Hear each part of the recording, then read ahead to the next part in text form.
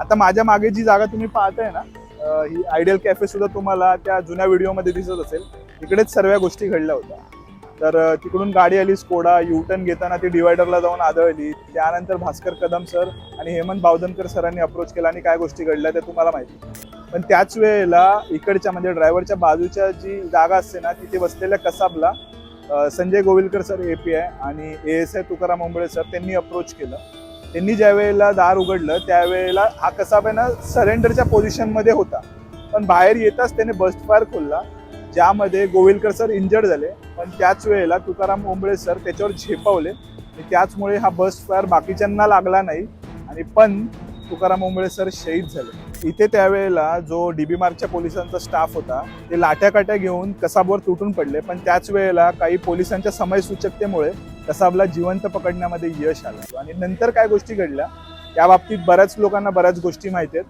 बऱ्याच वेगवेगळ्या प्रकारचे तर्क आहेत आणि बऱ्याच गोष्टी मी एक्सप्लेन करण्याचा प्रयत्न केलेला आहे. पण आपली सिरीज ही लिमिटेड शॉर्ट फॉर्मॅटची सिरीज होती, त्यामुळे प्रत्येकच गोष्ट कव्हर करू शकतो असं नाहीये. आणि हेच मरणोपरांत अशोक चक्र विजेते ASI म्हणजेच असिस्टंट सब इन्स्पेक्टर श्रीमान तुकाराम ओंबळे सर यांचं प्रेरणास्थान आहे.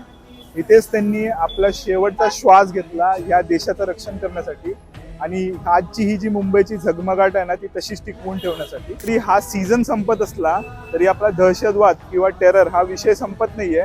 त्यामुळे स्टोरी टू बी कंटिन्यूड राहील. कॉन्स्पिरसी 2611चा पहिला सीझन कंप्लीट झालाय असं मी जाहीर करतो. पण अशाच इंटरेस्टिंग गोष्टी येत राहतील. आता काही प्रमाणावर ब्रेक असेल सिरीजमध्ये, व्हिडिओज येत राहतील दररोजच. पण सिरीज फॉर्मॅटमध्ये व्हिडिओज आता डायरेक्ट जानेवारीमध्ये येतील. तर नवीन सिरीज जानेवारीमध्ये सुरू होईल. पण तोपर्यंत काही आठवड्याच्या किंवा 8 दिवसांच्या 10 दिवसांच्या शॉर्ट सिरीज असतील, त्याचा आनंद घ्यायला बिलकुल विसरू नका.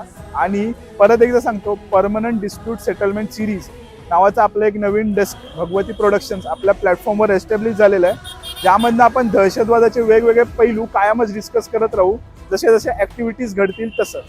तोपर्यंत कनेक्टेड राहा. लाईक, शेअर, सबस्क्राईब, फॉलो करायला बिलकुल विसरू नका. आणि सर्व शहीदांना मी नमन करत भारत माता की जय म्हणतो आणि हर हर महादेव.